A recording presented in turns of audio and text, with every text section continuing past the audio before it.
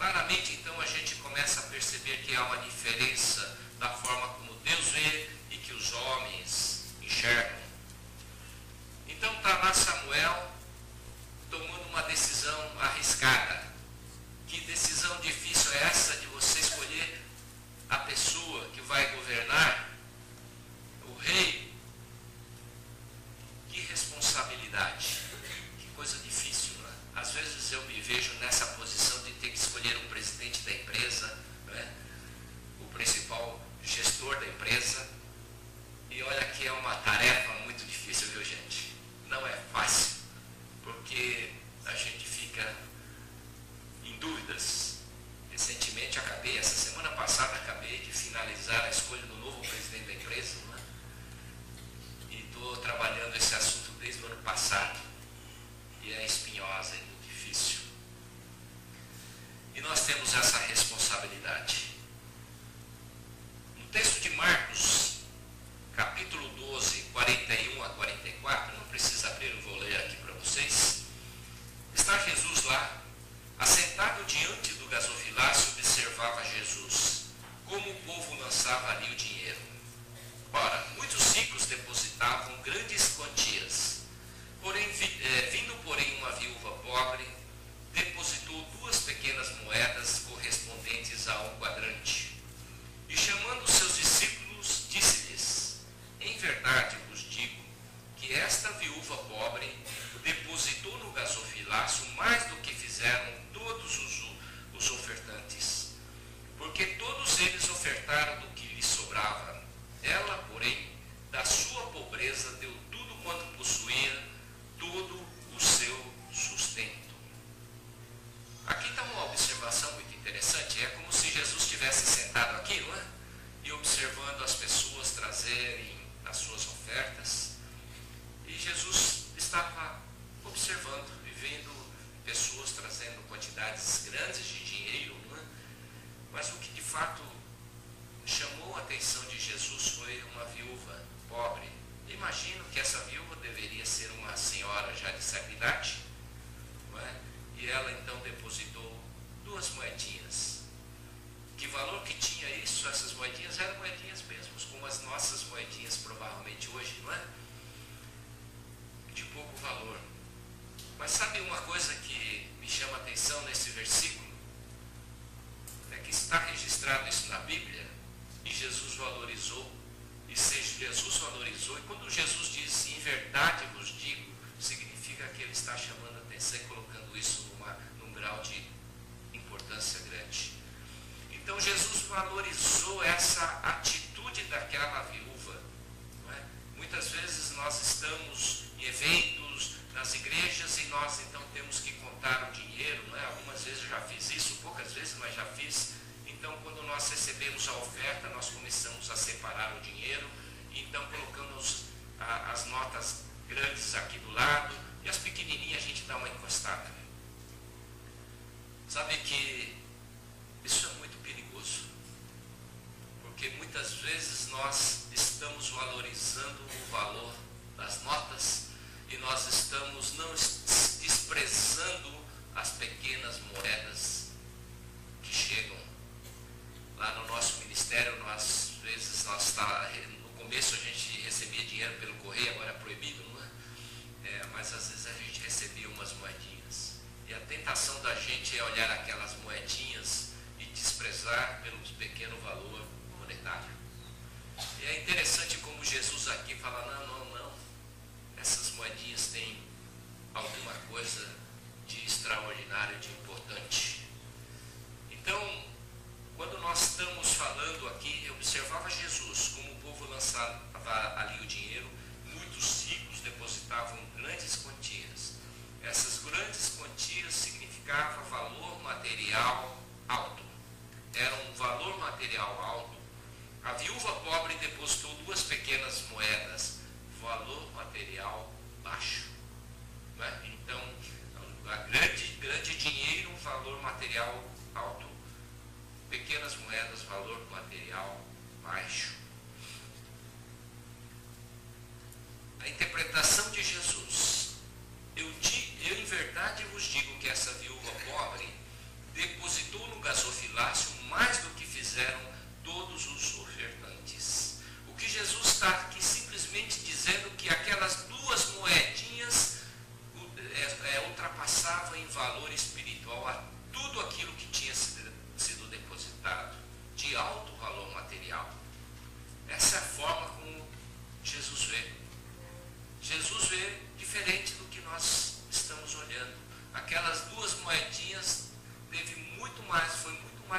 valorizado por Deus, por Jesus, do que efetivamente a grande quantidade de dinheiro.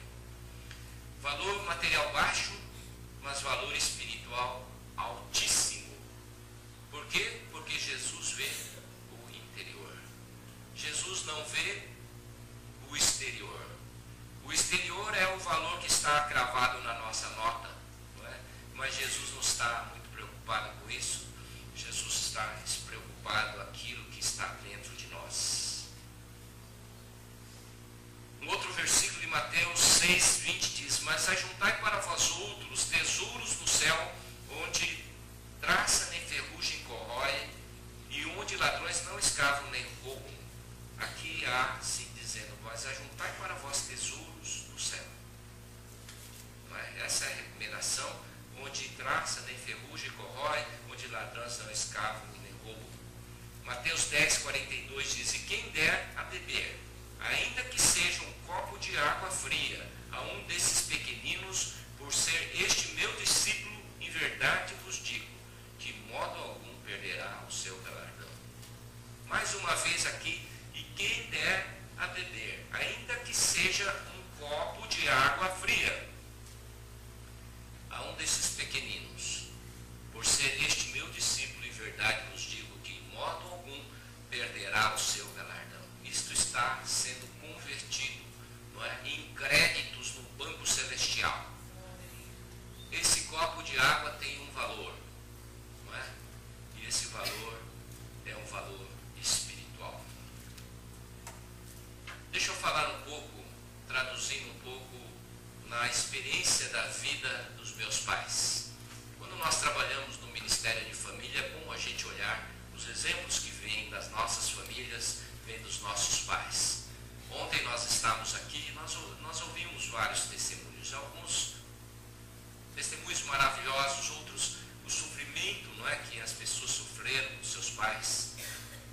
Não importa, cada um tem a sua história, não é? Mas a história da minha família era mais ou menos o seguinte: a minha mãe era uma poetisa e ela traduziu muitas das coisas, dos fatos da vida real dela, ela escreveu em forma de tanka, que é uma forma de poesia japonesa, não é? São pequenos tipo provérbios ou sentenças curtas em que ela transmitia os momentos da vida da família. E aqui uma das coisas que ela escreveu dizia o seguinte: quando casei, o meu marido disse que não tinha forças para sustentar-me, mas não houve um único dia que faltasse comida. Sabe, quando os meus vieram aqui, eles vieram pobres e realmente não tinha dinheiro. Às vezes o dinheiro que tinha era o dinheiro para o dia mesmo, para a sobrevivência do dia. Então a minha mãe relata isso porque o meu pai estava muito inseguro se conseguiria trazer sustento à sua família. Então minha mãe escreveu aquilo que o meu pai tinha expressado: quando casei, o meu marido disse que não tinha forças para sustentar-me, mas não houve um único dia que faltasse comida. E quando ela escreve isso, não é verdadeiro o que está escrito aqui. Havia uma dúvida se nós iríamos ter comida no dia seguinte para sobreviver. Um outro texto, a minha mãe escreve assim: chove continuamente e os pijaminhas das crianças custam a secar. Estou desmanchando o saco de arroz para fazer mais pijamas. Nós somos 7 filhos, não é? 7 filhos, e então quando começava a chover, a quantidade de roupa que nós tínhamos era pouco. E aqui então minha mãe descreve de que ela então estava desmanchando alguns sacos de arroz para fazer os pijaminhas. Eu queria dizer para vocês que eu, até a idade de ir para a escola, eu tinha um uniforme só, eram shortinhos tipo cuequinha com elástico, descalço, sem camiseta. Eu vivia peladão desse jeito. Até ir para a escola não usava sapato. A minha sola no meu pé era bem grossa, viu, gente? Eu andava pelo mato, hoje eu não consigo nem andar em cima da grama, viu? Mas naquela época era assim. Então essa é a situação, era um momento da família, era um momento realmente de escassez. Nunca chegamos a passar a fome, mas também nós vivíamos uma vida muito simples. Eu lembro que meu pai, às vezes, a minha irmã mais velha,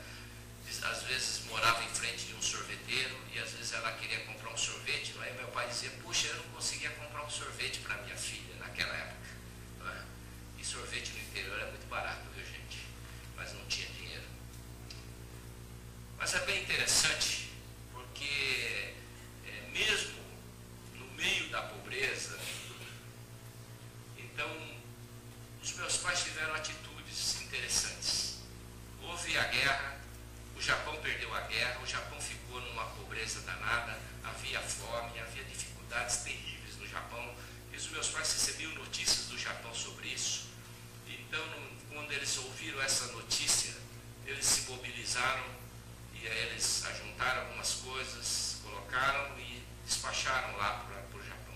E assim a minha mãe descreve dessa forma: eu mandando alimentos, veio o agradecimento do Japão e dizia que as balas pareciam joias.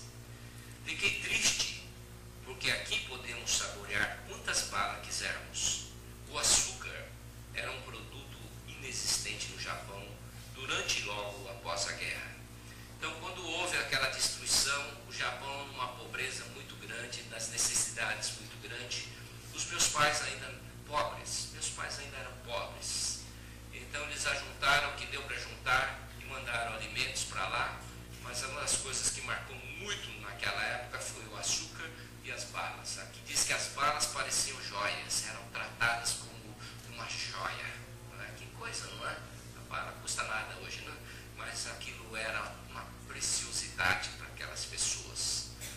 E o açúcar. E quando a família do meu pai recebeu essas mercadorias, eles repartiram o alimento com a vizinhança. Então não só eles receberam, mas eles repartiram na vizinhança. E sabe que essa história está gravada na memória da família até hoje. A minha prima, quando eu estive no Japão, alguns tempos atrás, ela lembrou esse fato. Só que esse fato tinha acontecido 60 anos antes. 60 anos atrás. Estava vivo na memória. Por que será? Não foi pelo açúcar, com certeza. Não foi pelas balas. Não é? Foi porque algo que ultrapassa o material havia acontecido ali. Algo emocional, algo espiritual havia acontecido entre eles. Por quê? Não é? Porque importa é que eles sentiram que alguém se importava com eles. Não é certo? Então assim é a nossa vida. E eu tive uma outra informação, esse é mais recente, que também quando houve os bombardeios lá no Japão, né, e aí nós recebemos a visita de um casal de pastores lá do Japão. O pastor e a sua esposa vieram do Japão, a gente não conhecia. Então eles estavam lá e tinha um dia lá na igreja que nós estamos fazendo jejum, e ele perguntou se ele poderia ir também. Falei, por favor, vamos lá, não é? E chegou lá na nossa reunião, ele pediu, será que eu posso dar uma palavra? Eu falei, por favor, dá lá.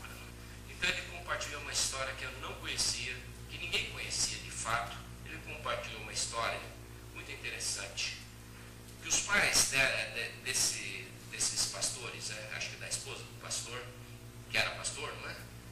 Eles se conheceram nas viagens com meu pai, conheceram meu pai nessas viagens de trem lá, e se tornaram amigos, e lá em Kobe, não é? E então, quando meu pai decidiu vir ao Brasil, ele passou nessa igreja provavelmente para despedir, provavelmente eles devem ter orado por ele, e havia uma relação, um relacionamento entre esses pastores e o meu pai. O que aconteceu durante a guerra é que as bombas caíram lá naquela região, e uma dessas bombas caiu exatamente em cima dessa igreja, não é? E junto à igreja morava a família desses pastores, desse pastor. E o que aconteceu é que o impacto de uma bomba atômica é uma coisa que você nem possa imaginar. Uma bomba atômica, ele derrete coisas a um raio de 1,5 km, mais ou menos. Eu tive uma vez lá em Hiroshima, vendo o que significa. E a temperatura que você alcança na explosão de uma bomba dessa ultrapassa 2.000 graus. Então a bomba vem, bomba, né? E derrete tudo que você possa imaginar no raio de 1 km, mais ou menos. E essa bomba caiu lá na igreja, nesse templo, e derreteu tudo. E a família que estava lá sumiu, desapareceu. A igreja posteriormente ficou procurando, rastelando no meio da terra para ver se encontrava pelo menos vestígios de ossos, para saber se tinha gente lá ou não. Eles não conseguiram encontrar nada. Nada. Então, aquelas pessoas que participavam daquela igreja estavam muito revoltados. Porque, na realidade, falaram, por quê? Não é? Como é que é? Um casal de pastores, ou uma família dos pastores, uma igreja, por que essa revolta veio e começou a tomar conta daquele grupo? E aquelas pessoas, então, estavam muito desanimadas como igreja, como povo, não é? Estavam sem ânimo, perderam o ânimo de continuar. Mas foi bem interessante, não é? Nesse período, os meus pais então mandaram um pacote para lá para mim, né? Agora provavelmente mandaram outras coisas além de bala, né? Além de açúcar. Naquele tempo, segundo esse pastor, os meus pais enviaram esses pacotinhos de sementes de verduras, legumes, verduras, pacotinhos baratos, né? Não sei quanto custa um pacotinho de semente, mas enviou pacotes de sementes de legumes e verduras. E quando esse povo recebeu, essa igreja recebeu esse pacote, não é? Então, falou, bom, o que nós vamos fazer com isso? Então, no lugar onde estava a igreja, que havia sido destruída, então começaram a fazer uma pequena horta e começaram a plantar, né, essas sementes. E o fato de eles estarem reunidos com frequência naquele lugar para cuidar daquela horta foi trazendo a motivação e o ânimo desse povo. Eles foram se motivando por causa da horta, não é? E posteriormente essa igreja foi reconstruída, não é? E aí o pastor estava muito feliz, olha, agora nessa igreja nós temos órgão de tubo, não é? Poxa, órgão de tubo é difícil, né? Mas a motivação veio por uma coisa tão pequenininha, que são alguns envelopes de sementes, pequenas sementes, que em valor monetário seriam, sei lá, R$10, daria para comprar um monte dessas sementes, provavelmente. Quanto vale um envelope de sementes monetariamente? Quase nada. Mas para esse povo teve um valor espetacular. O valor de unir as pessoas, de motivar as pessoas, de trazer ânimo a essas pessoas.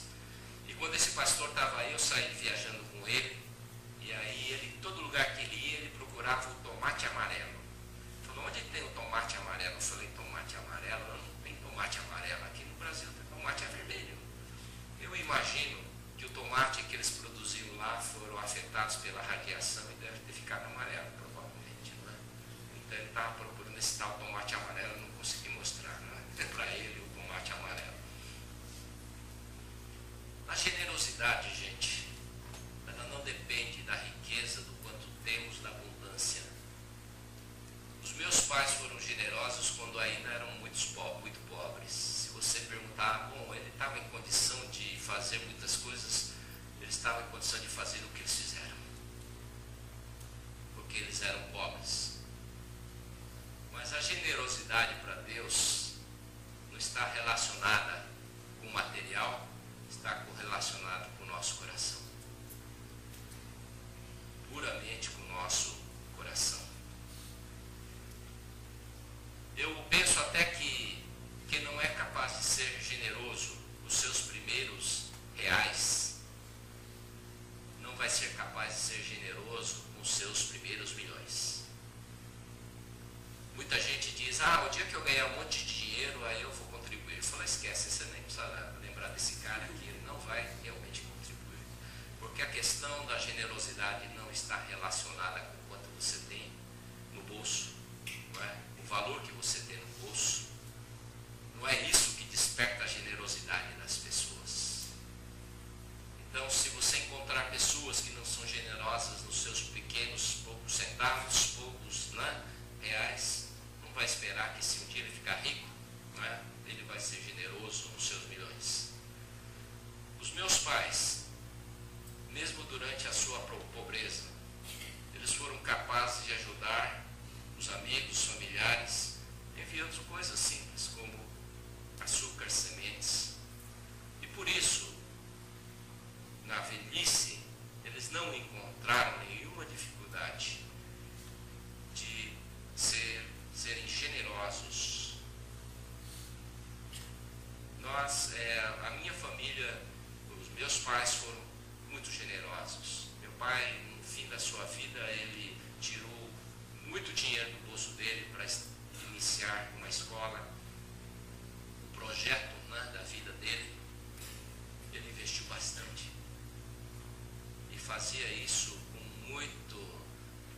muito carinho. Eu, no final, ajudava ele muito nesse aspecto, né? E vou fazer isso, papai, o senhor faz o que o senhor quiser, né?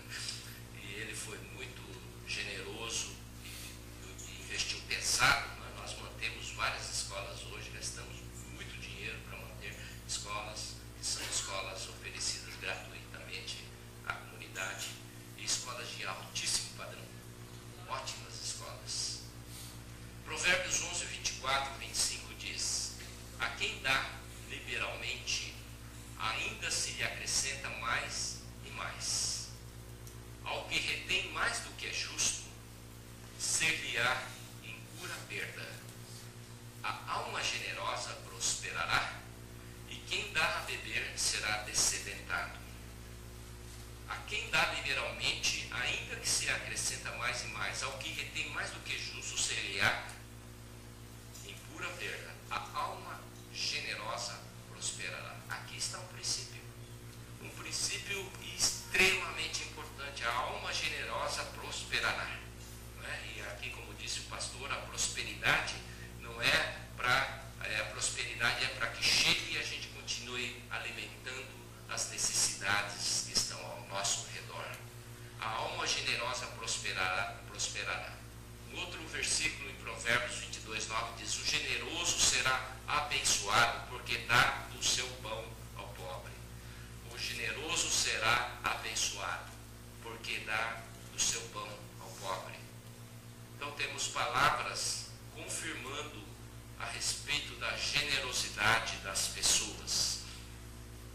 2 Coríntios 8, de 1 a 6, esse é um versículo fantástico, não é? Gosto desse versículo. Diz o seguinte: também, irmãos, nos fazemos conhecer a graça de Deus concedida às igrejas da Macedônia, porque no meio de muita prova de tribulação, manifestaram abundância de alegria, e a profunda pobreza deles superou em grande riqueza da sua generosidade. Presta atenção aqui que essa igreja era uma igreja profunda pobreza, gente, era pobre mesmo, não é? E aqui diz que superabundou em grande riqueza da sua generosidade, porque eles, testemunho eu, na medida de suas posses, e mesmo acima delas, se mostraram voluntários, pedindo-nos, essa é uma palavra fantástica, né? Pedindo-nos com muitos rogos a graça de participarem da assistência aos santos. Ele falou: por favor, eu clamo, eu peço que eu quero participar nessa obra. Eu clamo para vocês, permitam que eu faça isso. E não somente fizeram como nós esperávamos, mas também deram-se a si mesmos primeiros ao Senhor, depois a nós, pela vontade de Deus, e o que nos levou a recomendar a Tito, que como começou, assim também complete esta graça entre vós. Aqui está a manifestação de uma igreja, né, que está lembrada aqui. Né? Quantas igrejas já deram tantos dinheiros, tantos recursos, né? Mas aqui está marcado. Outra vez, aqueles 60 anos daquelas balinhas voltaram aqui na Macedônia dizendo: olha, aquilo que aconteceu lá não sei quantos anos atrás está vivo ainda, nós estamos lembrando disso até hoje. Eu estou aqui lembrando com vocês dessa igreja da Macedônia. Aleluia, não é? Ficou gravado. Investimento material gera retorno material. Investimento espiritual gera retorno espiritual. Sabe, aqui eu gostaria de dizer para vocês como Deus é bom e justo nesse ponto. Que Deus nos dá a todos nós a possibilidade de sermos generosos segundo o coração. Mesmo para aqueles que não têm quase nada. Todo mundo tem alguma coisa. Todo mundo tem alguma coisa. Aliás, no nosso material, Deus Provedor, a viúva e o óleo, nós falamos a respeito disso.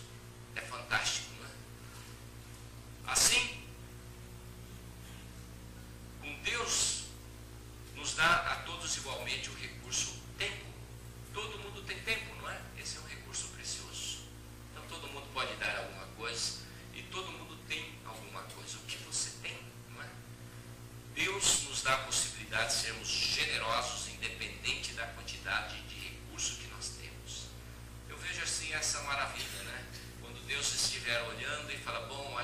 generosidade, eu quero fazer o ranking da generosidade, quero ver quem é mais generoso, menos generoso. O que não vai estar em questão é quanto que nós temos no banco, que coisa que nós temos de bens e posses. Essas não estarão sendo contadas, não é? Porque o que Deus está mirando é o que está dentro do nosso coração, da intenção do nosso coração. Aliás, eu gostaria de chamar a atenção aqui, porque nossa nação vem sido mal direcionada com relação à generosidade. Eu creio que políticos que não entendem espiritualmente as verdades de Deus disseminam uma mentira entre nós, dizendo: não, você é muito pobre, você não tem que dar nada, você tem que receber. Você só tem que receber. Você é muito pobre, deixa que o governo vai fazer para você. Vamos tirar do rico e passar para você. Você tem que receber. Essa é uma mensagem ruim, porque essa não é uma mensagem de construção. É verdade que nós temos que olhar aos pobres, a palavra de Deus nos diz isso, mas nós temos que dar a oportunidade, porque a palavra diz que a alma generosa prosperará. E se nós dermos oportunidade para que as pessoas, sejam as pobres, sejam as ricas, sejam qualquer tipo de pessoa, de desenvolver essa virtude espiritual da generosidade, então nós temos que mudar um pouco o nosso discurso. Nós temos que estimular a cada um de nós a praticarmos a generosidade, de sermos generosos naquilo que a gente tem. O que você tem? Um pouquinho. E esse pouquinho que muitas vezes você tem é olhado sobre os olhos de Deus como algo preciosíssimo, de grandíssima preciosidade, de grande valor. E eu creio que se nós criarmos essa mentalidade no Brasil, de que todo mundo nós não devemos impedir as pessoas de poder se oferecer, porque esse é um processo de crescimento. Maturidade está relacionada à capacidade de você criar, não é? De você gerar vida, de multiplicar vida. Maturidade está relacionada a isso, e outra vez não tem nada a ver com quanto que nós temos no nosso posto, ou no nosso banco, ou dos nossos recursos. Nós temos que romper essa mentalidade de pobreza, porque essa mentalidade de você falar: não, você não pode receber, você não pode receber, você fica quieto, você não é? Nós geramos uma mentalidade de pobreza, e as pessoas então ficam esperando, né? Para mim, né? É como se fosse um bebê que precisa receber leite todo dia. Se você não der leite todo dia, morre. Só que na vida da gente, a gente não pode ser bebê o resto da vida. O bebê nós somos por alguns meses, talvez um ano, né? Tem alguns que mamam 2 anos, né? Mas normalmente a gente mama 6 meses a 1 ano. E depois disso, nós temos que começar a instruir as pessoas para amadurecer.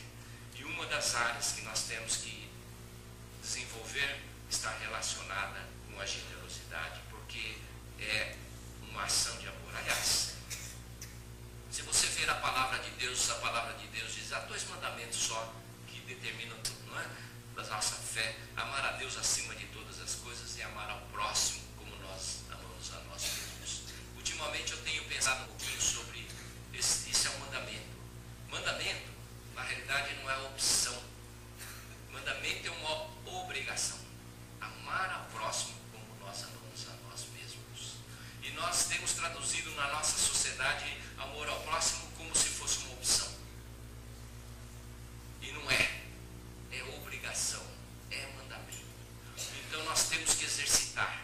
Nós temos que dar a oportunidade para as pessoas fazerem isso. Algumas pessoas não vão ter o dinheiro, mas têm tempo. Outras pessoas sabem fazer alguma coisa e podem transformar isso em recursos e benefícios. Não importa.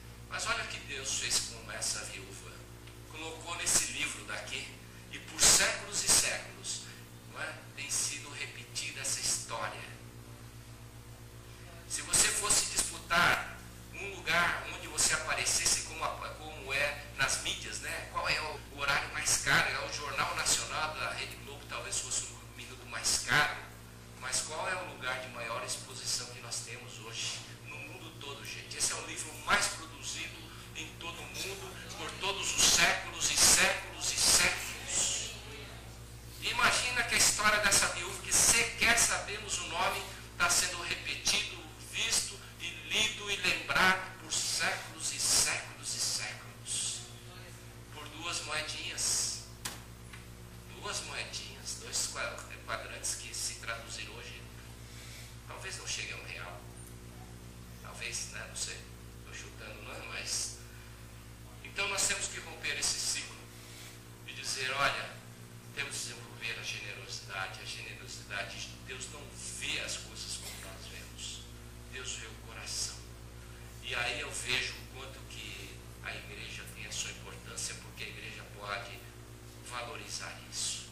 E pode elevar as pessoas.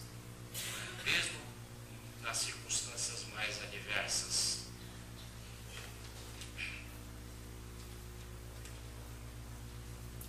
Essa é uma das características de Deus. E eu creio que Deus, como filhos de Deus, nós devemos manifestar, né, essa característica do Pai, essa característica de doação, essa característica de sacrifício, né? Porque eu creio que é assim que Deus tem nos convidado a ser, como uma viúva, como pessoas que disponibilizam a sua vida para abençoar a outros, né, de forma generosa. É isso que eu queria compartilhar com vocês. Essa é uma coisa que tenho aprendido com os meus pais e que nós continuamos praticando, né?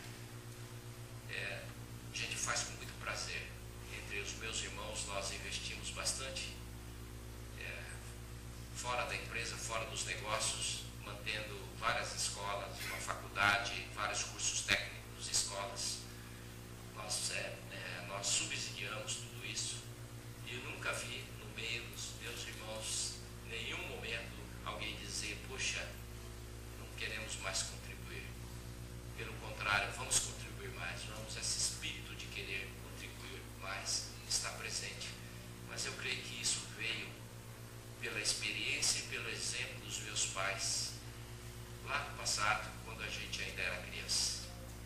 E Deus, quero dizer para vocês, a alma generosa prosperará. Eu não sei se nós temos uma alma tão generosa, mas eu acho que nós temos alma generosa sim, mas não sei que tamanho que é essa alma generosa. Talvez não seja tão grande, mas é uma alma generosa. E Deus tem prosperado a vida, as nossas vidas, a vida da nossa família de uma forma muito especial. E a gente é muito grato por isso. Que essa igreja seja uma igreja, carregue dentro de si a característica da generosidade, porque essa é uma daquelas coisas bonitas, né, de uma instituição que impacta, que alegra e que abençoa vidas. Que Deus abençoe a todos vocês. Amém.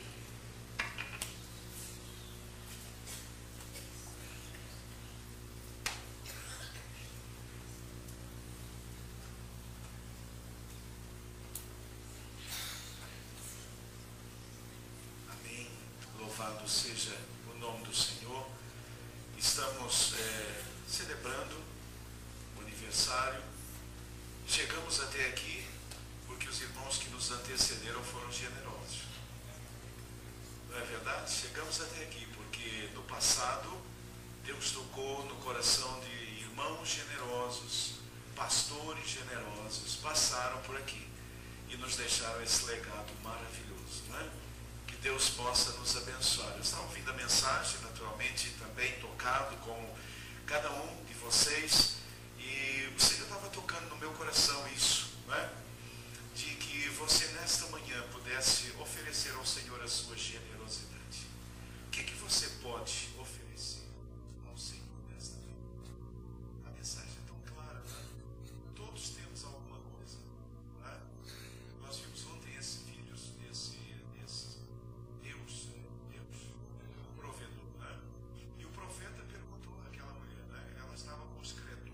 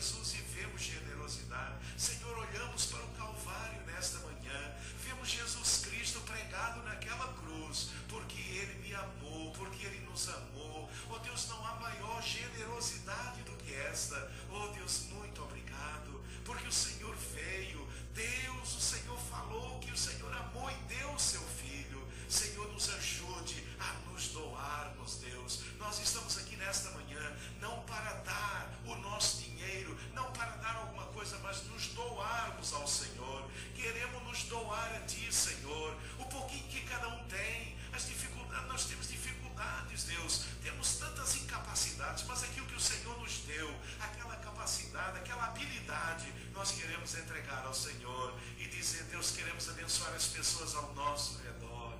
Queremos ser bênção, queremos gerar vida, queremos, ó Deus, abençoar, queremos fazer diferença onde nós estivermos. Deus, continue abençoando essa igreja e que ela continue fazendo diferença. Ó Deus, que ela continue, Senhor, espalhando generosidade, que é o amor de Cristo em ação nas nossas vidas. Deus, continue nos abençoando, continue derramando a sua graça sobre nós e nos abençoe rica e abundantemente. É a minha oração. Deus, abençoe agora o almoço, abençoe aqueles alimentos, Senhor, preparados com tanto carinho, com tanta bondade. E, Senhor, que tenhamos ainda o restante dia muito abençoado. É a minha, é a nossa oração, no nome santo, no nome bendito, no nome de Jesus, por quem oramos. Amém e amém, Senhor. Amém. Louvado seja o nome do Senhor. Amém. Dê um abraço ao irmão aí ao seu lado, dê um abraço apertado aí. Diga: Deus, irmão, Deus te abençoe